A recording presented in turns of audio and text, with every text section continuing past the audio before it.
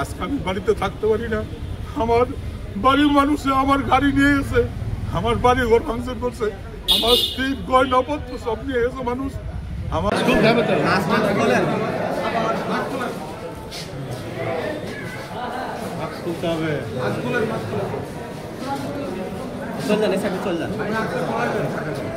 ভাই মাস্কটা একটু খুলে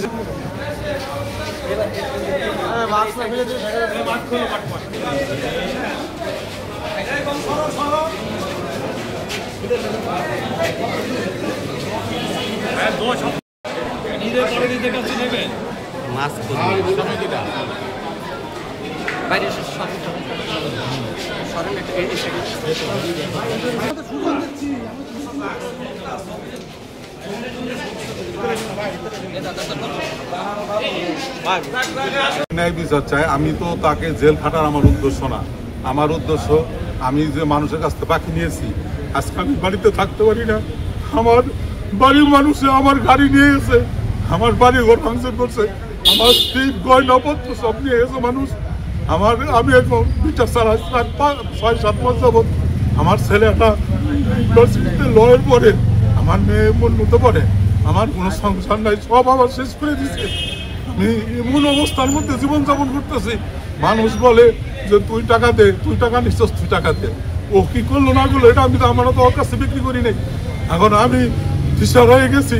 আমি মরার জন্য 2 দিন চেষ্টা করছি, তবু আমি মরতে পারি না। ছেলে মেয়ের দিকে তাকিয়ে আমি আপনাদের সবার কাছে বলি, আমার এই ন্যায্য টাকাটা যদি মানুষের ঋণটা আমি শোধ করতে পারতাম, আমি কোনো রকম ডাল ভাত খাই বাঁচতে পারতাম।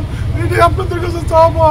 উনি যে সব কথা বলছেন আর চেকও আমার কাছে আছে, উনি চেকও দিয়েছে। আপনাদের কাছে এটাই আমার আবেদন, আপনারা সঠিকই করে আমার এই প্রাপ্য টাকাটা দিয়ে আমি মানুষের ঋণ পাতিটা শোধ করে আমি কোনো রকম জীবনযাপন পালন করতে চাই। এই আমার চুয়াডাঙ্গা যে মামলাটি হয়েছে, এই মামলা ওনার বিরুদ্ধে এলিগেশন হচ্ছে 19 কোটি টাকা, এবং কি এভাবে পায় যে 80টা মামলা আছে, সেই মামলায় আমরা দেখেছি প্রায় 3 থেকে 4 হাজার কোটি টাকা উনি আত্মসাৎ করেছে পুরো বাংলাদেশে। এবং কি ওনার যে ব্যাঙ্ক অ্যাকাউন্ট, একটা নারায়ণগঞ্জে একটা মামলা, ওনার ব্যাঙ্ক অ্যাকাউন্ট সিজ করা হয়েছে, সেখানে প্রায় 15 থেকে 20 কোটি টাকা পাওয়া হয়েছে। এবং কি উনি যখন দেখেন যে কেউ ভালোভাবে ওনাকে চাপ দিয়ে ধরেন, উনি তখন পেমেন্ট 2 কোটি 3 কোটি টাকা পেমেন্ট করছেন। আজকে দেখেছেন আপনার তার দ্রুত আচরণ, আপনারা সাংবাদিকরা দেখেছেন আপনাদের সাথে কেমন আচরণ করেছে, এবং কোর্টে তার আচরণ আপনি দেখেছেন। কোর্টে যেভাবে যিনি আয়ুর ছিলেন, আয়ুকে যেভাবে উনি ধমক দিয়েছেন ওপেন কোর্টে, তার মানে উনি যে ওনার যে ক্ষমতার, আমরা বিজ্ঞ আদালতকে বলেছি তো ওনার ক্ষমতার ব্যাকগ্রাউন্ডটা কী, উনি যে এত এই পর্যায়ে এসে নতুন বাংলাদেশ হওয়ার পরেও এত ক্ষমতার দাপট দেখাচ্ছেন, ওনার ব্যাকগ্রাউন্ডে কী আছে।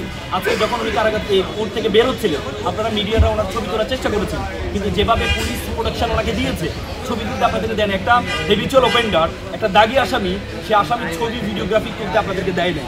তার মানে ওনার বুঝতে হবে ওনার ব্যাকগ্রাউন্ডে কারাগার অবস্থান করছে। সুতরাং আপনারা জাতির বিবেক, সাংবাদিক, আপনাদের উচিত যে এই যে আত্মসাৎকৃত টাকা, কোটি কোটি টাকা আত্মসাৎ করেছে, এখনো পর্যন্ত তাকে পুলিশের কিছু সংখ্যক তাকে প্রোটেকশন দিচ্ছে, সেটি this is a matter to B.